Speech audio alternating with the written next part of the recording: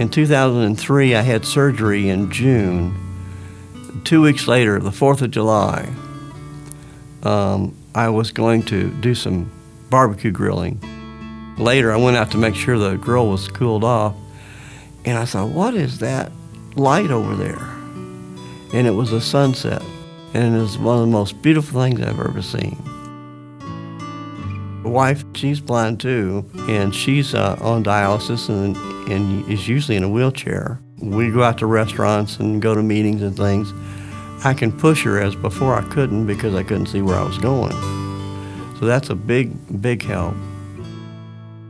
The foundation conducts research in many areas and has been instrumental in finding improved treatments for aniridia.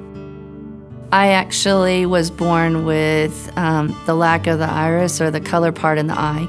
And Dr. Price, I had seen an advertisement that he was doing research on artificial iris implants. And anybody that does filming knows how important the aperture size, or the f-stop, is in your camera. These people don't have one. It's open all the way, so they have no depth of focus.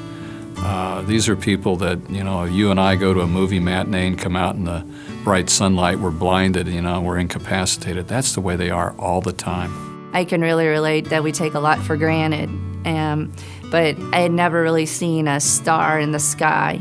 And now, I'm able to see that and really appreciate that. Driving, was a huge issue. Being able to be so independent, I didn't know what that was like because I never had the opportunity to drive. What makes Dr. Price and the Cornea Research Foundation special is because he reaches so many people's lives, not just here in the States, but also internationally, and he really wants to make a difference. And that's what, life is all about. When I go out and I speak and I tell people about my surgery, I'm able to tell them that how much of a difference it's made in my life. To me, every day is like Christmas because this was a gift that I was given.